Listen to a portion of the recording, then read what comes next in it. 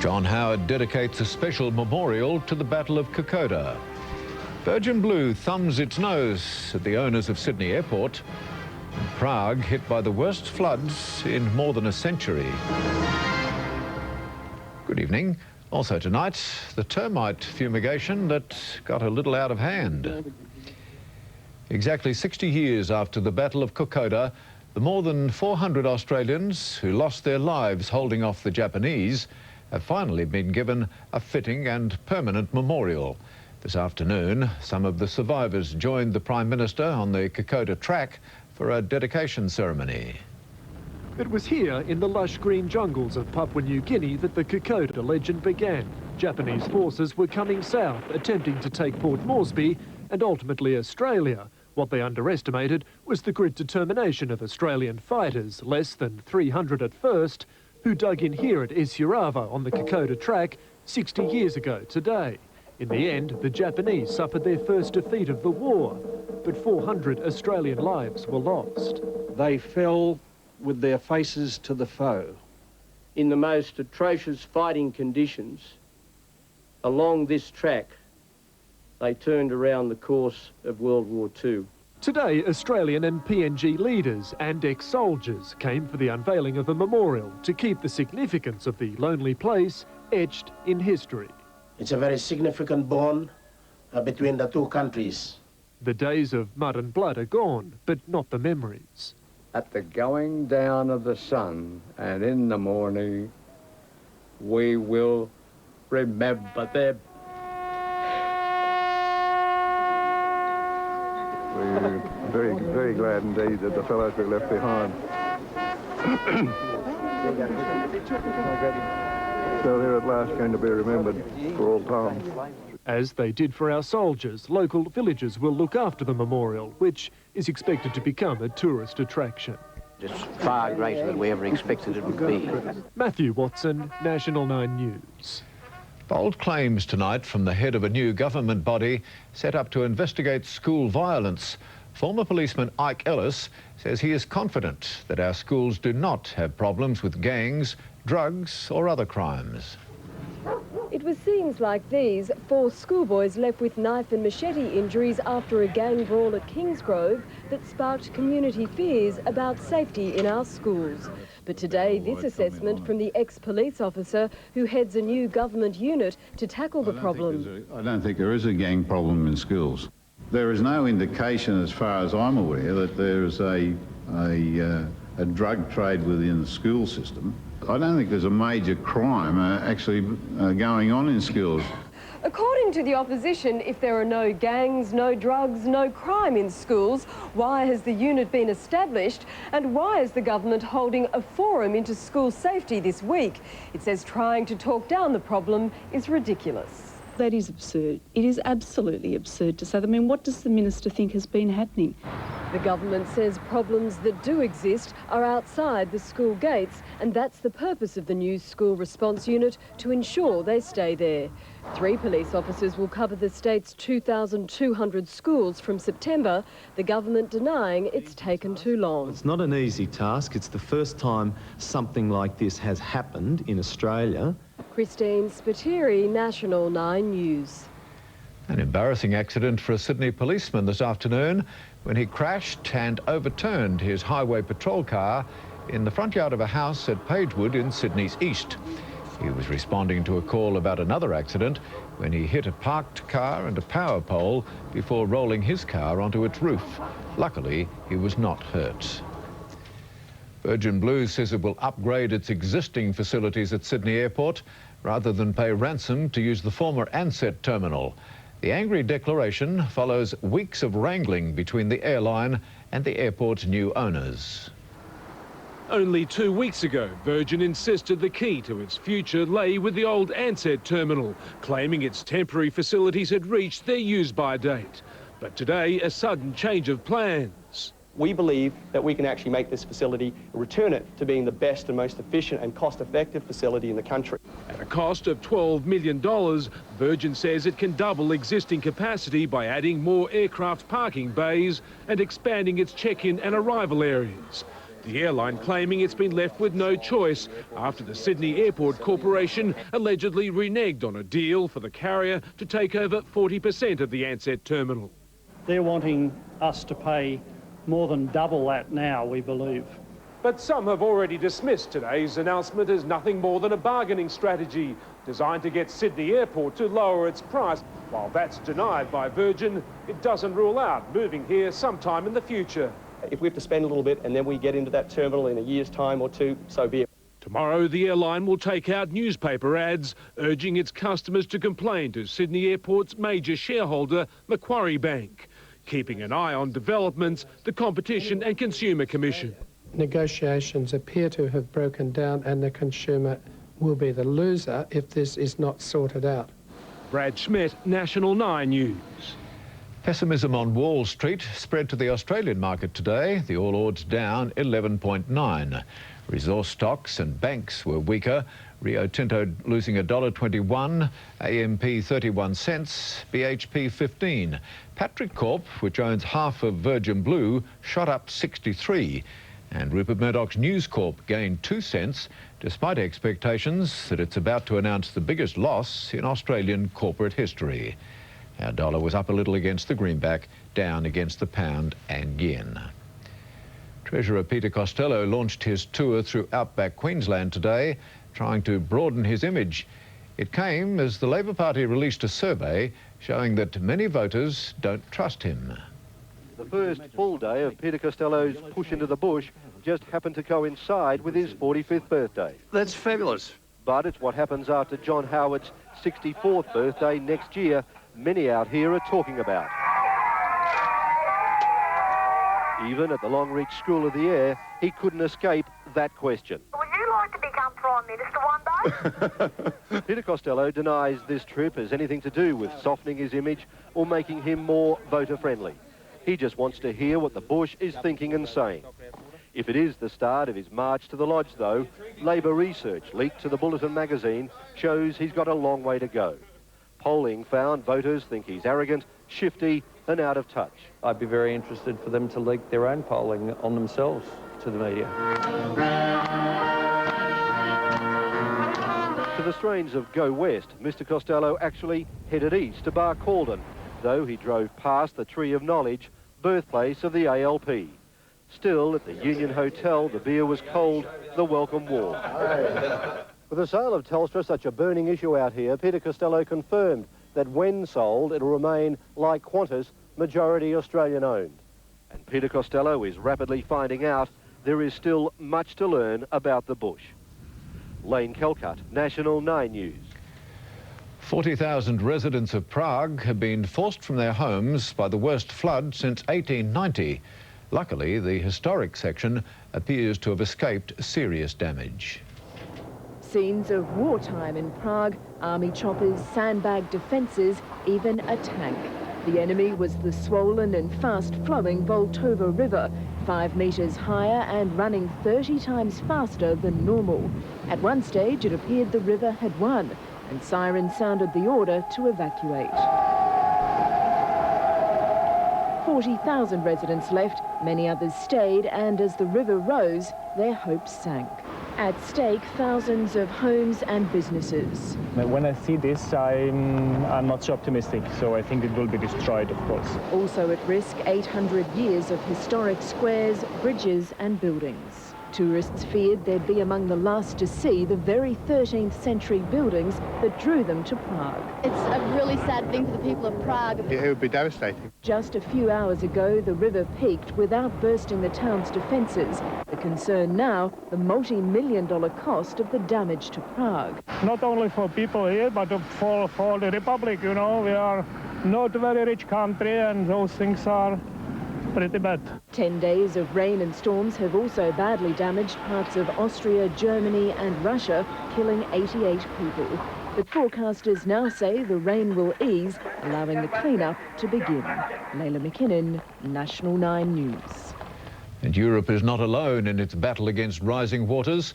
11 people have been killed in the Philippines, where floods have hit the capital, Manila.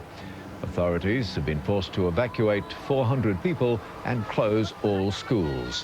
While in Iran, 2 days of torrential rain has caused rivers to burst their banks, washing away roads and bridges.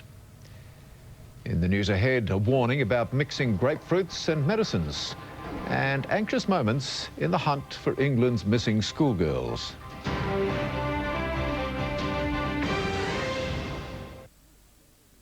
Bushfires are blazing across the state in what firefighters describe as the worst winter outbreak in 50 years. The main trouble spot is near Coffs Harbour, where volunteers are battling to contain 10 blazes, which are being worsened by strong winds and dry conditions. We've got considerable resources deployed to a couple of those fires. It's thought that some may have been lit deliberately. Several houses have been threatened.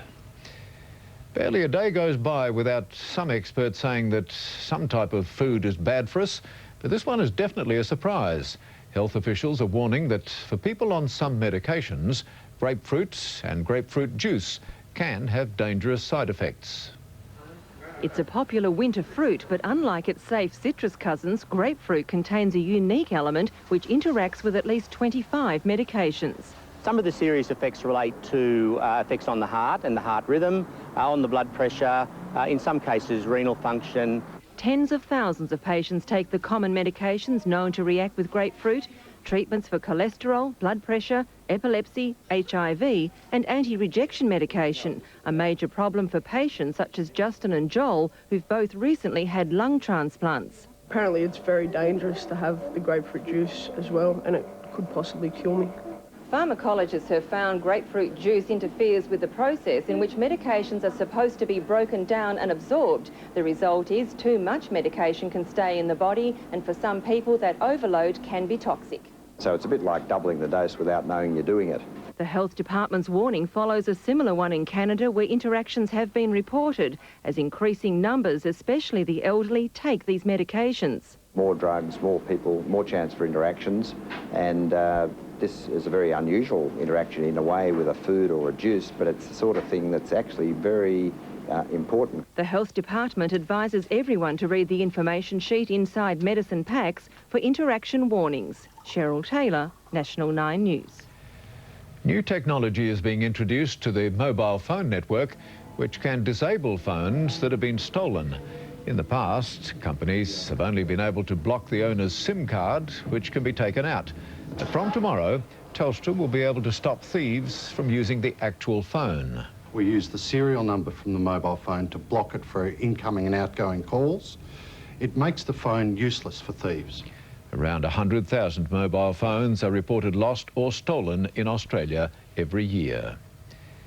The parents of the two missing 10-year-old English girls have been put through a tormented night after the discovery of two possible grave sites. They turned out to be nothing more than mounds of freshly turned earth, but it's been an anxious time in a case being followed by the whole country. It looked like being the grim end to an intense search.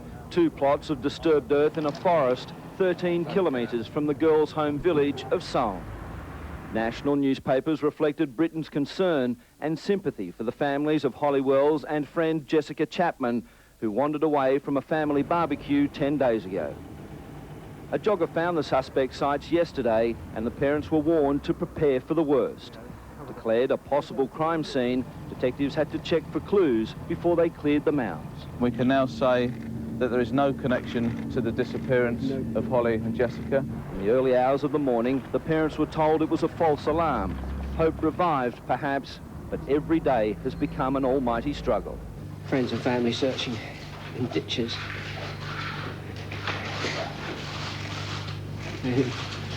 in rivers, looking for shallow graves for our children.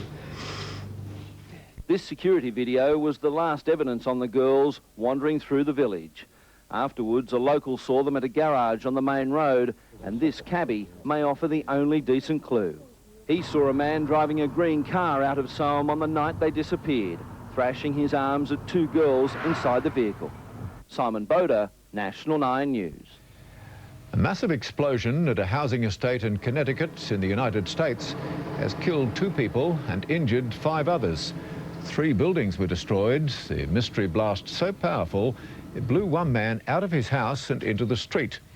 And on the other side of the country, in California, another devastating explosion, this time in a house which was being fumigated for termites. The sealed building was levelled and as many as 20 others damaged. At least 10 people were injured. It appears that a spark ignited natural gas which had been leaking. 80s pop star Adam Ant has pleaded guilty to a violent rampage at a London pub earlier this year. The singer, whose real name is Stuart Goddard, is accused of throwing a car part through a window and threatening drinkers with a starting pistol. He lost his temper when he walked into the pub wearing a cowboy outfit and patrons started making fun of him. At the height of his career, he sold millions of records around the world dressed as the so-called dandy highwayman. He'll be sentenced in October after a psychiatric assessment.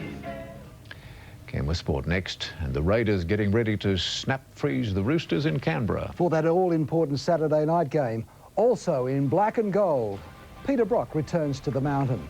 And watch out, he's back, defying a lifetime rugby ban.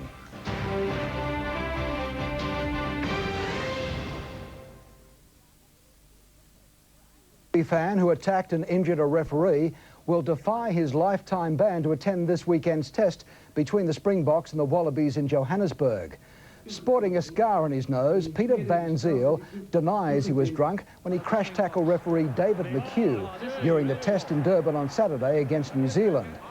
Although McHugh dislocated a shoulder, Van Zyl denies that he assaulted the referee and will ignore any ban on attending matches. At this stage, I'm not banned it yet. So far, there's no court ruling or interdict preventing me to go to any rugby stadium. Van Zyl appears in court next month. Canberra will be hoping nature is on their side for this weekend's vital clash with the Roosters. The players want it to be snowing on Saturday night. The colder the reception, the better. Last week, the Roosters played their game of the year. Dismantling Brisbane at home is the ultimate challenge. Now they're expecting nothing less in Canberra.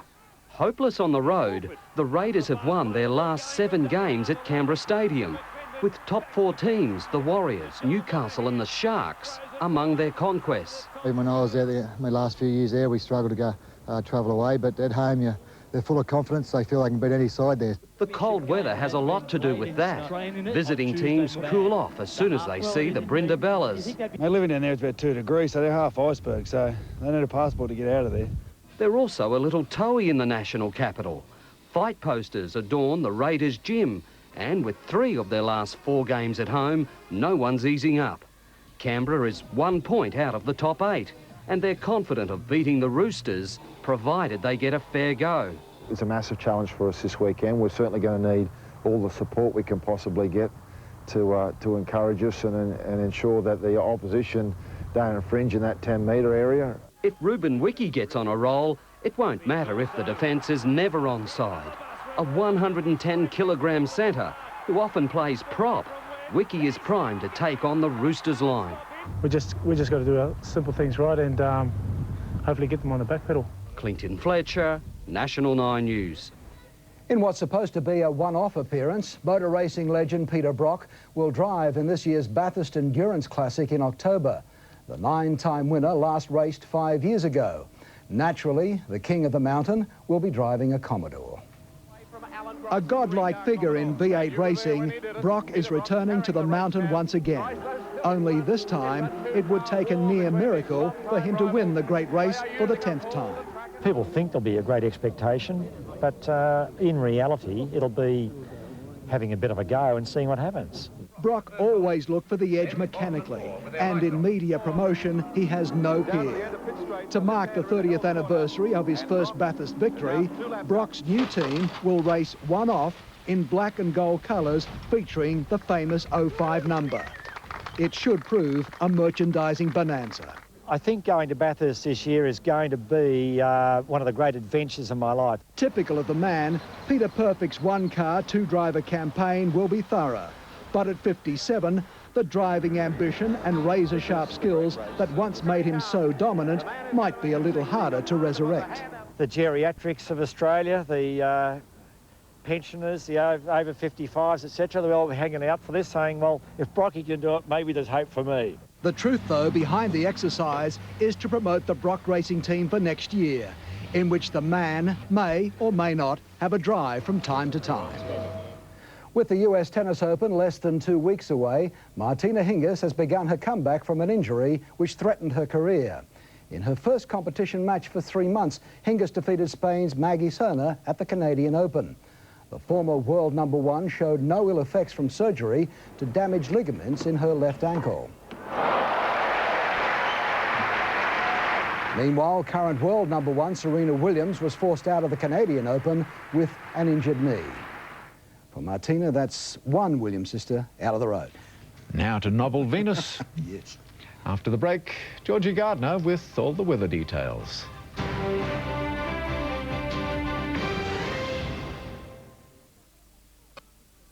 Few showers threatening the coast as Sydney hovers around the 12-degree mark. And what a chilly one. The city reached only 15 degrees today, 4 below average.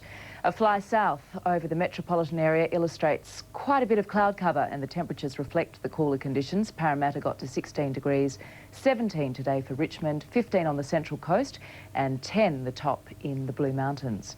A pretty clear-looking continent, according to tonight's satellite map, apart from a few isolated coastal showers on the east coast. They're associated with gale-force southerly winds, which should moderate tomorrow. The high and the bight will move towards Victoria. That's influencing the cool and very dry conditions affecting New South Wales. Around the country, early showers for Perth, but fine for Darwin and Brisbane. Canberra's in for a dry 13 degrees, becoming fine in Melbourne and Hobart, and sunny and 17 degrees tomorrow for Adelaide. For Sydney tomorrow, expect some early morning frost inland, then a cool to cold day with lengthy sunny periods and the chance of a coastal shower. Winds fresh to strong south to southwesterlies. In daylight hours, high tide will be at 1:45 p.m, low tide 7:14 a.m. The city will reach a top tomorrow of 16 degrees, 17 is forecast for most western centres. Gosford should get to 16, while Katoomba's in for a maximum of 10 degrees. The outlook suggests Friday will be fine and 17 degrees. A similar story for Saturday, maybe a few showers on the way for Sunday. And Brian, it finally feels like winter, doesn't it? Very Piccadilly. The way it is Wednesday, August 14th. This is Brian Henderson. Good night.